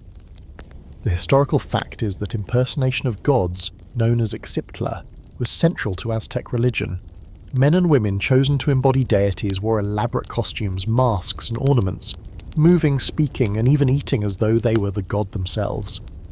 These impersonators didn't just play roles, they were temporarily treated as divine, and when the gods they embodied were associated with fertility, love, or creation, the ceremonies often included ritualized intimacy, symbolizing cosmic unions that sustained the universe. Here's the quirky twist. Chroniclers describe nobles dressing as Tlaloc and Chalchiotlik, the rain god and his consort, or Xochiquetzal, goddess of love, engaging in staged embraces during festivals. Imagine a palace courtyard transformed into a cosmic stage, nobles in feathered headdresses, dancers swirling like stars, and in the centre, two figures painted in sacred colours performing a divine romance for an audience of priests and nobles. It was pageantry, performance, and theology, all rolled into one. The Spaniards, watching wide-eyed, likely thought it was debauchery, but to the Aztecs it was devotion. But scholars debate how much actual sexual activity occurred in these impersonations. Some argue that the rituals were symbolic, with embraces, dances, and suggestive movements standing in for intimacy. Others insist that in at least some cases, the impersonators consummated their roles, believing their acts directly fed the gods' hunger for balance. Was it theatre, ritual sex, or both? The debate continues, leaving modern historians with tantalising but incomplete glimpses into the palace's most secretive ceremonies. Picture one such performance in the palace at night. The courtyard is strung with garlands of marigolds, their scent thick in the air. Drums thrum like a heartbeat, flutes trill like birds at dawn. The impersonator of Xochiquetzal glides forward, her garments shimmering with hummingbird feathers, her face painted with red dye. Across from her, a noble dressed as Xochipilli steps into the torchlight, his skin glittering with jade dust. Their dance begins slow, hands almost touching, then spirals into something more daring, movements that suggest pursuit, capture, embrace. The crowd watches in reverent silence, not at humans, but at gods reborn in flesh. Now for the fringe fact. Some impersonators of gods lived as their deity for an entire year, before the final ritual, indulging in food, music, and even intimacy as if they were divine. At the end, they were sacrificed, their blood sealing the god's temporary presence in the world. Imagine the strangeness of it. Living a year as a deity, sleeping in perfumed chambers, adored by nobles, desired by concubines, only to meet your end at the edge of an obsidian blade. It was both the highest honour and the cruelest fate the Empire could bestow. The sensory richness of these impersonations is overwhelming. Torches blaze, shadows flicker across painted gods on the walls, and the air hums with the tension of hundreds watching two figures act out cosmic passion. The line between performance and reality blurs. Even if the intimacy was only symbolic, the effect on the audience was visceral. They believed they were watching creation itself replayed, the spark that kept the cosmos alive. As you leave the hall, the whispers chase you down the corridors. Some say an impersonator once fell in love with her royal partner, forgetting her role and defying the script. Others murmur that a union blessed under divine impersonation carried more legitimacy than any marriage contract. The truth may be buried under centuries of rumour, but the impression lingers. In the Aztec palace, sex could be theatre, theatre could be prayer, and prayer could be indistinguishable from desire. You wander into a chamber alive with laughter and the sour-sweet smell of fermenting agave. Clay vessels line the walls, their rims crusted with froth, and the whispers here are sticky with scandal. Tonight's stories aren't about cosmic impersonations or sacred brides. They're about pulque, the milky alcohol brewed from maguey sap, and how it loosened tongues, bodies, and boundaries. In the Aztec Empire, pulque was sacred, a drink of priests and elders, but it was also forbidden in excess. That made it the perfect ingredient for palace intrigue, intoxicating, scandalous, and utterly irresistible. The historical fact is this: pulque was tightly controlled in Aztec society.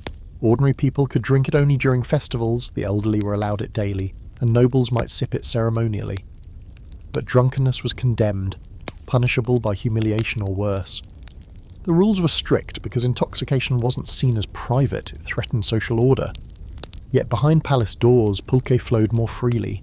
Banquets of nobles often ended with cups of the creamy drink passed around, its buzz mingling with the heat of torches and the rhythm of drums. Here's the quirky detail. Some sources claim that Moctezuma himself rarely drank pulque, preferring cacao flavoured with chili, but his court was another story.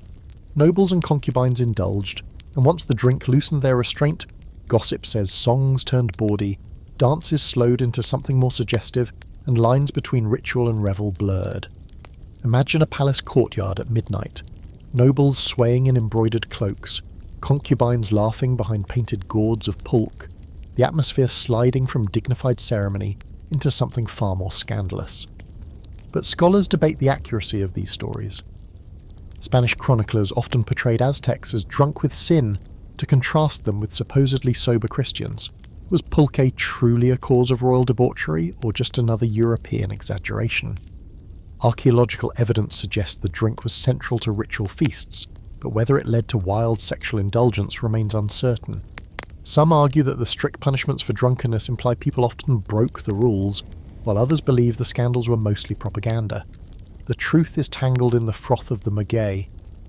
Picture the sensory scene of one such banquet. A circle of nobles lounges on reed mats. Gold jewellery flashing in firelight. Drummers pound a steady rhythm, while flutes pierce the air with high, laughing notes.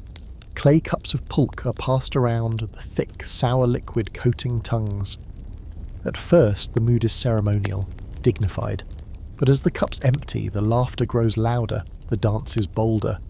A noble woman stumbles slightly, her hand lingering on the shoulder of a man not her husband. Gasps ripple, but the music drowns them out. Somewhere in the shadows, eunuchs exchange worried glances, knowing scandal is fermenting faster than the drink itself. Here's a fringe fact that adds spice. One colonial-era account insists that certain fertility rituals explicitly involved pulque, with couples drinking it before engaging in sacred intimacy. The drink's hazy warmth was said to please Tlazolteotl, goddess of desire and purification. Whether real or invented, it paints a striking image, lovers raising frothy cups under the goddess's gaze, their blurred boundaries seen not as sin, but as offering. To the Spanish it looked like drunkenness. To the Aztecs, perhaps, it was another way to feed the gods.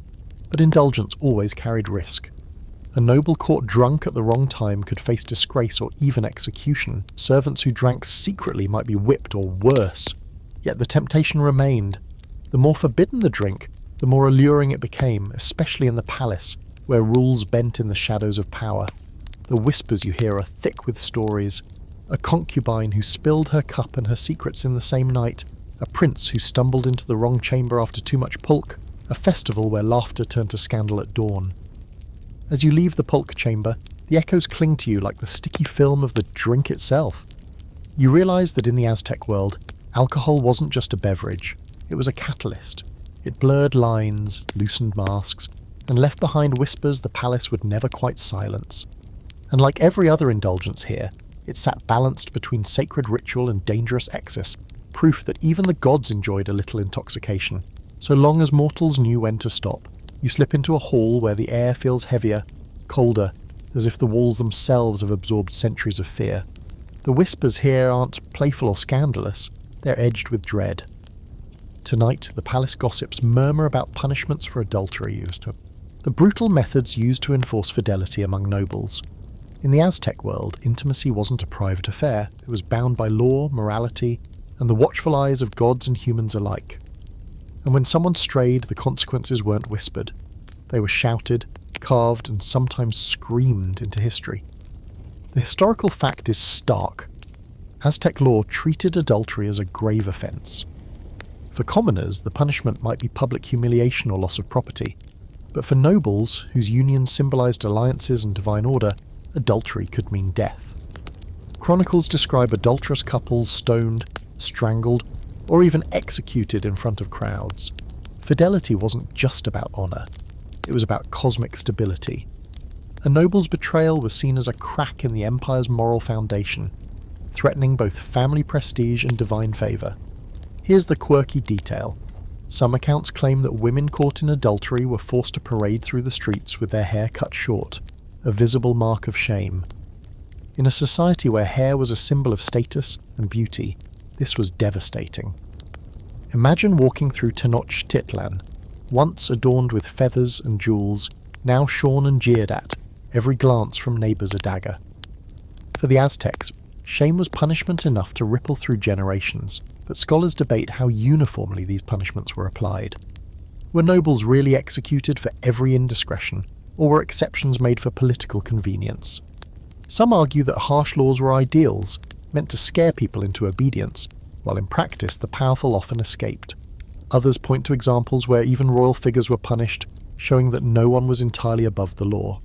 The uncertainty leaves space for whispers, which executions were real, which were staged, and which were quietly erased from memory. Picture a night when an adulterous couple was caught. Servants whisper, guards storm a chamber, and the guilty are dragged into the courtyard. Torches flare, the crowd gathers, the smell of incense mixes with sweat and fear. Stones are piled, ropes brought forward. The punishment is swift, brutal, and public. Onlookers gasp and murmur, some horrified, others smugly satisfied. For the emperor, the message is clear. Fidelity is not negotiable. The lovers' screams fade into silence, but the lesson echoes through the palace walls. Now for the fringe fact. Tenochtitlan, the goddess of desire and purification, was believed to consume sins of lust if confessed properly. This suggests an odd contradiction. On one hand, adultery was punishable by death. On the other, there was a divine loophole. If you confessed to the goddess, or to her priests, you might escape punishment, your sin devoured by divine forgiveness. Was this a way out for nobles caught in the act, or simply a spiritual consolation? The tension between law and mercy made adultery even more charged, a gamble with both mortal and divine judges. The palace gossips thrived on these stories. They whispered about which concubine was rumoured to stray, which nobleman risked a glance too long, which punishment might come next. Servants replayed the details like ghost stories, the sound of stones hitting flesh, the sight of a noblewoman's hair falling in clumps, the hush that followed an execution. The fear was contagious, ensuring that even those who never strayed felt the cold breath of caution on their necks. As you walk out of the hall, the shadows feel sharper, the silence heavier. You realise that in the Aztec world, love was never simple. It could elevate a family to glory, but it could also drag them into ruin with terrifying speed. Fidelity wasn't just a virtue, it was survival. And every whispered story of punishment was a reminder that in this palace, passion could be fatal and desire was always dancing on the edge of death. You step into another wing of the palace, where the torches burn lower and the voices are hushed, as though the very walls have agreed to keep secrets. The whispers here aren't about queens or concubines, or even drunken noble caught in scandal. They're about something far more hidden, same-sex liaisons that flickered quietly in the shadows of the Aztec court. In a world where intimacy was wrapped in rules, rituals and politics, desire didn't always follow the prescribed paths. Some nobles found passion in places the law forbade, and the whispers of their encounters cling to the palace like smoke. The historical fact is that Aztec society officially condemned homosexuality, especially among nobles and priests. Chroniclers recorded punishments that ranged from public humiliation to execution, with strict laws meant to deter any deviation from sanctioned unions. For commoners, such acts were treated as moral offences. For nobles, they could be framed as cosmic corruption, threatening the stability of the state. Yet the very harshness of the laws suggests that same-sex relationships existed, otherwise, why legislate them so fiercely? Here's the quirky detail. Some accounts claim that male youths in the Kalmakak, the temple schools, formed intense bonds that may have crossed into the romantic or erotic. Spanish friars, horrified, wrote of sins against nature, discovered among students training for priesthood or military service. Imagine dormitories full of young men, disciplined by day, but sharing whispered confessions and stolen touches by night. To the friars, it was depravity. To the youths, perhaps, it was simply another form of longing in a world that demanded strict abstinence until marriage. But scholars debate whether these accounts reflect reality or colonial projection. Were the Spanish seeing genuine relationships, or imposing their own fears onto unfamiliar cultural practices like close male bonding or ritual embraces? Some anthropologists argue that at least some relationships existed, hidden behind palace walls or cloaked in ritual. Others insist the evidence is too thin, muddied by moral panic. The result is a debate that leaves more questions than answers, echoing the whispers that have never quite faded. Picture the sensory landscape of a secret encounter, a torch guttering low in a deserted corridor. The cool stone floor beneath bare feet. Two young nobles meet in the shadows, their embroidered cloaks brushing against each other. The air smells faintly of copal from a nearby altar, the silence broken only by the distant beat of drums. For them, this moment is both dangerous and intoxicating, a fleeting spark in a world that would snuff it out if discovered. Every breath carries risk, every glance is a gamble, but desire doesn't wait for permission. Now for the fringe fact, in some myths, gods themselves had engaged in acts that blurred sexual norms. Tezcatlipoca, the trickster breed, was sometimes depicted in roles that bent gender and desire. This raises a tantalizing question. If the gods themselves didn't always conform, might their human imitators have followed suit? Perhaps some nobles justified their hidden passions by pointing to divine precedents, whispering, "If the gods can, why not us?" Of course, no one spoke that too loudly. The punishments were too severe. The palace gossips naturally couldn't resist. Whispers of same-sex trysts spread quietly, always with an edge of both fascination and fear. Servants speculated about which princes spent too much time together, which priests lingered too long in each other's company. Nothing could be proven, but the rumours were enough to spark tension. In a world where even glances carried political weight, the suggestion of forbidden love could wound reputations as sharply as an obsidian blade. As you leave the dim corridor, the silence feels thicker than before. You realise that these hidden liaisons, whether real or exaggerated, reveal something universal. Desire never fits neatly into laws or calendars. The Aztec Empire, for all its rules, couldn't entirely contain the pull of human attraction, and so the whispers remain, quiet, dangerous, but impossible to silence completely.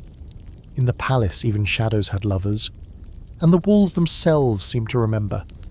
You slip into a corridor draped with incense smoke, where priests in long black cloaks move silently, their faces hidden by shadows. The whispers here are softer, almost reverent, but they carry an edge of scandal. These aren't about queens or concubines, but about the men in feathered headdresses and obsidian earplugs, the priests themselves, and whether their closeness to the gods sometimes extended into the emperor's private chambers. In the Aztec world, priests were supposed to embody purity, yet rumour paints a murkier picture, holy men doubling as secret lovers. The historical fact is that Aztec priests lived under vows of discipline. They fasted, bled themselves in rituals, and were expected to abstain from indulgence. Yet, paradoxically, they also played roles in fertility ceremonies, sometimes acting as intermediaries between mortals and deities. This gave them unusual access to both the emperor and his wives. A priest might bless a union, witness a ritual consummation, or guide fertility rites. With such proximity, it's no wonder the gossips of the palace wondered, did these guardians of the divine ever cross the line into intimacy themselves? Here's the quirky detail. Some chroniclers describe priests sleeping in the same quarters as noblewomen, ostensibly to guard or guide them during periods of ritual seclusion. Imagine the tension. Rows of reed mats, flickering torches, and a man sworn to chastity trying not to notice the women he was meant to protect. The Spaniards, scandalised, reported this as evidence of immorality, though it may have been ritual supervision rather than anything overt. Still, where proximity exists, whispers soon follow. But scholars debate whether priestly intimacy was real or exaggerated. Some argue that the Spaniards, already suspicious of any faith not their own, painted the Aztec clergy as hypocrites. Others point to hints in Nahuatl poetry and songs that suggest priests were sometimes caught in lapses of chastity. Could these lapses have included affairs with royal women, or even the emperor himself? The lack of concrete evidence leaves only speculation, but speculation is enough to fuel centuries of intrigue. Picture a scene in the temple courtyard. The emperor kneels before an idol of Tlaloc, raindrops painted on its stone face. A priest leans close, whispering the day's omens, their shoulders brushing in the torchlight. Later, in private, the priest is summoned again, not as a ritual leader, but as a confidant. The chamber smells of copal and sweat.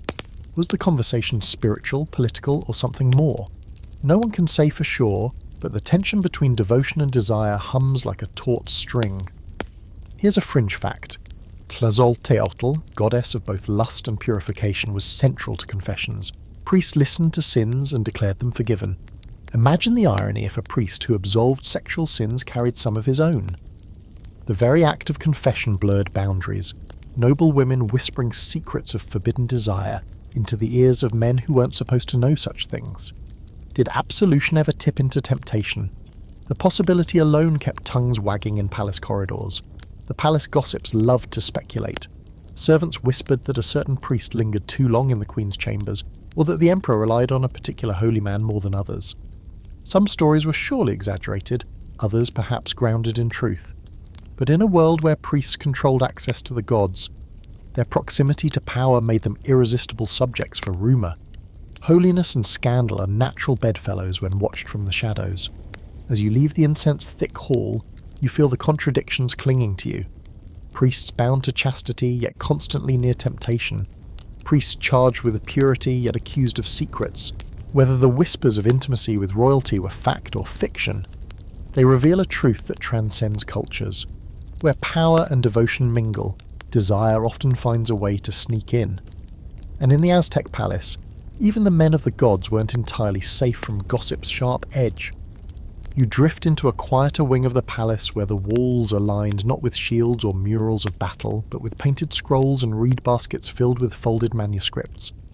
The air here hums with a softer kind of power, the power of words. The whispers in this place aren't about punishments or scandals, but about the poetry of the Aztec court, verses written in Nahuatl that shimmer with double meanings. Outwardly, they praised flowers, music, or the gods, but hidden within were erotic undertones that courtiers traded like secrets. If the palace was a hive of desire and discipline, poetry was its coded language. The historical fact is that Aztec nobles were trained to compose and recite poetry known as in Xochitl and Cuical, flower and song. These verses were performed at feasts and ceremonies accompanied by drums and flutes. Poetry wasn't simply entertainment, it was philosophy, prayer, and politics all at once. Yet among the noble verses about life's brevity and the glory of gods, there were also playful, sensual songs that compared lovers to blossoming flowers, ripe fruit, or the sweet intoxication of cacao. It was a refined way of speaking about passion in a world where direct words might be dangerous. Here's the quirky detail. Some poems were written so metaphorically that only insiders understood their meaning. Imagine a nobleman serenading a woman not with "I love you," but with "My heart opens like the morning flower that drinks the dew." To outsiders, it sounded like harmless nature imagery. To those in the know, it was basically a love letter in disguise. The palace must have thrummed with verses passed in hushed voices, like text messages hidden in petals and rhythms. But scholars debate the extent of eroticism in these poems. Were they genuinely about passion, or are modern readers projecting onto metaphors of flowers and fruit? Some argue that Aztec poetry was deeply symbolic, tied to the fragility of life rather than physical desire. Others counter that fertility and sensuality were inseparable in Mesoamerican thought. So when a poet sang of blossoming flowers, he was also hinting at blossoming love. The ambiguity itself made the verses irresistible, inviting interpretation that blurred art and intimacy. Picture a banquet in the palace courtyard. Nobles recline on reed mats, torches flicker, and musicians strike up a rhythm on drums. A young poet rises, holding a painted gourd of pulque, his voice weaving through the smoke of copal. He sings of hummingbirds sipping nectar, of jade shimmering in sunlight, the flowers trembling in the breeze. The crowd listens, some nodding politely, others smirking because they catch the double meaning. Across the courtyard, a concubine lowers her gaze, hiding a smile. In that moment, poetry becomes both performance and secret message. Now for the fringe fact, one friar complained that some Nahuatl songs were so obscene they could not be repeated. Unfortunately, most of those verses were destroyed or censored, leaving only hints of their existence. Imagine what was lost. Lines that might have captured the raw, playful, or even scandalous side of Aztec court life erased because they offended European sensibilities. What survives is tantalizing, but it's only a fraction of the full poetic landscape that once echoed through the palace. The sensory detail of these performances is vivid. The steady beat of drums underlines every word, the scent of night-blooming flowers drifts through the air, and the audience sways in rhythm, caught between solemn reverence and sly amusement. Poetry gave the nobles a way to express what they couldn't say outright, to turn forbidden feelings into art that no one could outright condemn. In the shadows of rigid laws, verses blossomed like secret gardens tended by those who knew how to listen. As you leave the manuscript-filled chamber, you realise that the whispers of poetry may have been the most enduring love affairs of the Aztec palace. Words, after all, could slip past guards, outlast punishments, and even survive conquest. Where bodies risked death, verses lived on, carrying the hidden sighs of lovers into the future. In the empire of flowers and song, desire always found a voice. You step out of the chamber of poetry and into a quieter hall, where the walls are painted not with battles or flowers, but with the rounded bellies of pregnant women, midwives and gods who oversee birth. The whispers here are not sly or scandalous, they're reverent, tinged with awe and fear. Tonight's murmurs dwell on the mingling of birth, pain and pleasure, how the Aztecs framed childbirth itself as an erotic sacred act, one that placed women at the very heart of cosmic drama. In the palace, the labour of royal wives and concubines wasn't just domestic duty, it was a performance of power. The historical fact is that childbirth in Aztec culture was compared to warfare. Women who died in labour were honoured as fallen warriors, their spirits said to rise alongside the sun, but beyond this martial imagery, birth was also wrapped in sensual language. Some songs and prayers described the moment of delivery as both agony and ecstasy, a paradox that blurred the lines between suffering and desire. The act of bringing life into the world wasn't seen as passive. It was an active, almost erotic struggle that aligned women with the generative powers of the gods. Here's the quirky detail. Midwives often shouted war cries during the moment of birth, especially for boys, as if to announce that a new warrior had entered the world. But at the same time, they recited chants invoking Xochiquetzal and Tlazolteotl, deities of beauty and desire, tying the newborn's arrival to fertility and pleasure. Imagine the sensory clash, a chamber filled with incense smoke, a mother's groans, ululating cries of victory, and prayers that compared her sweat to the dew of dawn. For the Aztecs, even childbirth was a cosmic pageant where pain and passion intertwined. But scholars debate how erotic these birth rituals truly were. Some argue that the sensual imagery in songs and chants was symbolic, reflecting fertility rather than literal pleasure.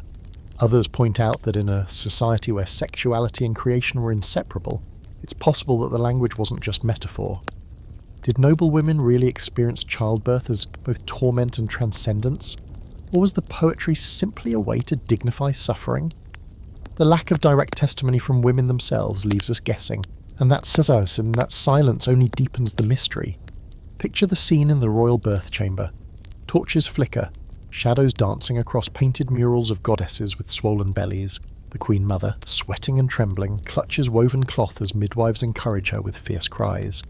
Around her, attendants scatter flowers, the fragrance almost overpowering the metallic scent of blood. When the baby emerges, the chamber erupts, war shouts from the midwives, prayers rising into the rafters. The new life cradled as both air and cosmic proof. Outside, nobles await news, their hearts pounding with both political calculation and genuine awe. Now for the fringe fact. Some colonial writers hinted that noble births were sometimes dramatised with ritualised touches of intimacy, such as the husband being present to embrace the mother at key moments, reinforcing the union of male and female energies. Whether this was fact, metaphor, or Spanish exaggeration is unclear, but it adds a layer of intimacy to an already charged ritual. It suggests that even in the throes of labour, sexuality and creation were seen as inseparable forces. The sensory details are overwhelming. The heavy perfume of copal resin, the heat of too many bodies crowded in the chamber, the sound of drums outside keeping rhythm with the mother's cries. Every moment is heightened, every movement framed as sacred. The mother herself is both vulnerable and exalted, her body the battlefield on which life emerges, her sweat and blood turned into offerings for gods and ancestors. As you leave the birth chamber, the whispers linger. Some speak of women who survived and were celebrated as victorious warriors. Others murmur of those who died, becoming honoured spirits who raced across the dawn skies. In all cases, childbirth was never merely biological, it was erotic, spiritual and political, an act that bound women's bodies to the fate of the empire itself. You move toward the grandest wing of the palace, where the air itself seems thick with legends. The torches burn brighter here, casting long golden shadows on murals of emperors seated like gods. The whispers in this place are not about servants or concubines, but about the emperors themselves, especially Moctezuma II, the most infamous figure in palace gossip. His name clings to stories of excess, desire and scandal that blur the line between fact and rumour.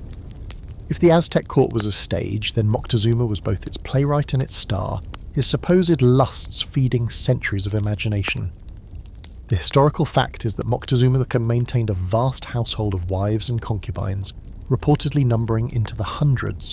Chroniclers describe him living in near isolation, served with meals by dozens of attendants, and surrounded by women chosen from noble and conquered families. His palace was not just a residence, but a city within a city, with entire compounds dedicated to housing his consorts. To outsiders, this looked like indulgence. To Aztecs, it was a physical manifestation of power. The emperor wasn't just a man, he was a nexus of alliances, fertility and divine will. Here's the quirky detail. Spanish accounts claim Moctezuma changed his clothes several times a day, never wearing the same garment twice, and that the discarded robes were given to his concubines or attendants. Imagine closets so enormous they rivaled small villages, each outfit touched once, then passed on like a royal hand-me-down. To the gossips of the court, every garment carried meaning. If a concubine received a robe that smelled faintly of cacao, perhaps the emperor had worn it to a private feast. If another received one damp with perfume, maybe she had been closest to his chambers that night. But scholars debate the truth of Moctezuma's excesses. Was he truly a decadent ruler surrounded by silks and lovers, or was this a Spanish exaggeration to justify conquest? Some historians argue that the image of Moctezuma as a lustful tyrant was crafted to contrast with Christian kingship, making the conquest seem like moral salvation. Others point out that even if the numbers were exaggerated, the palace's size and wealth suggest a lifestyle far beyond ordinary rulers. The truth likely lies between legend and reality. A man both disciplined and indulgent, feared and envied. Picture one of his legendary feasts. The emperor sits on a raised platform, his cloak shimmering with turquoise and gold. Below him, dozens of women sing soft songs, their voices weaving through the smoke of roasted game and cacao. Servants carry platters of maize cakes, turkey, and steaming stews, while gourds of pulque and cacao circulate among the guests. In the shadows, concubines glance at one another, each measuring her place in the emperor's gaze. The air is heavy with perfume, music and tension, half feast, half theatre. Now for the fringe fact, some rumours painted Moctezuma as so indulgent that he rotated women nightly, his attendants managing the schedule like bureaucrats of desire. Others whispered that he rarely indulged at all, preferring to let the mystique of his harem build while he maintained distance.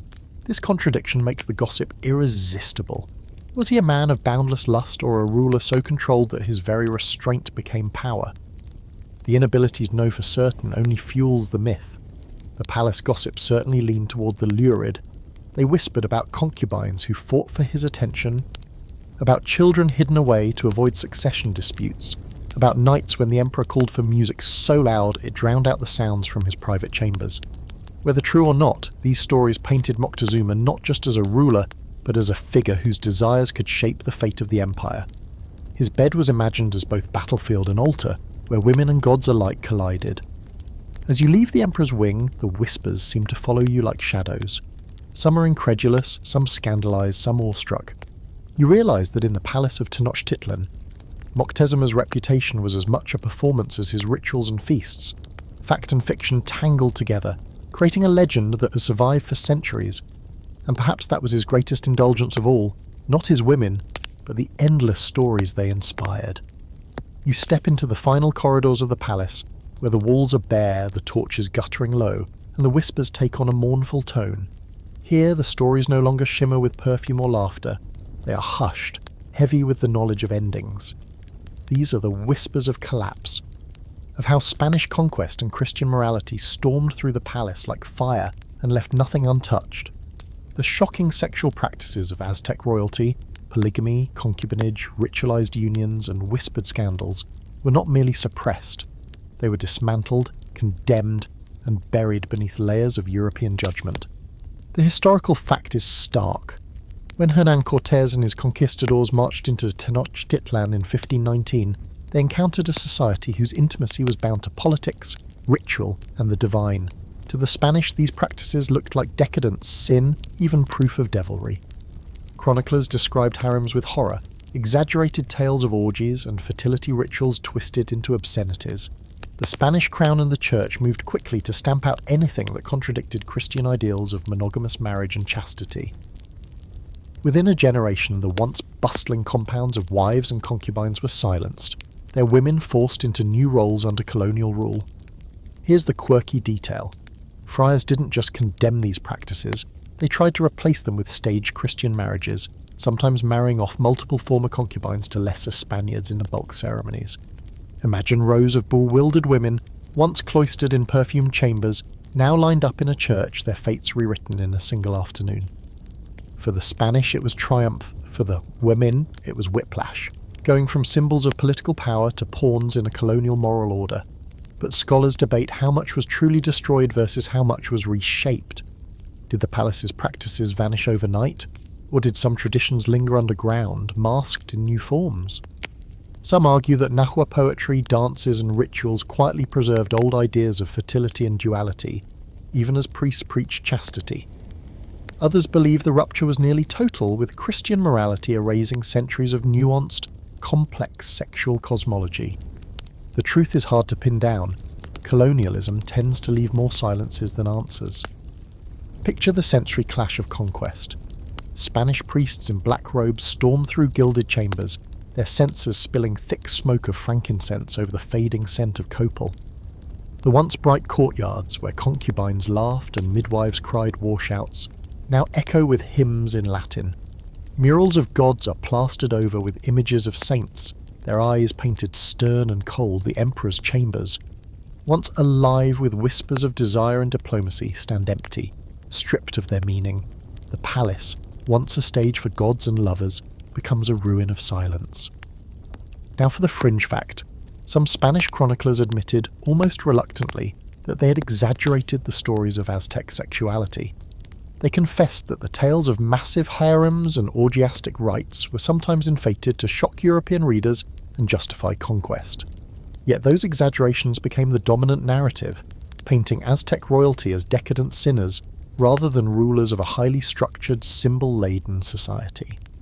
The irony is sharp. The very practices meant to affirm divine order were recast as chaos, their meanings twisted beyond recognition. The gossip didn't end, of course. Even under Spanish rule, whispers persisted.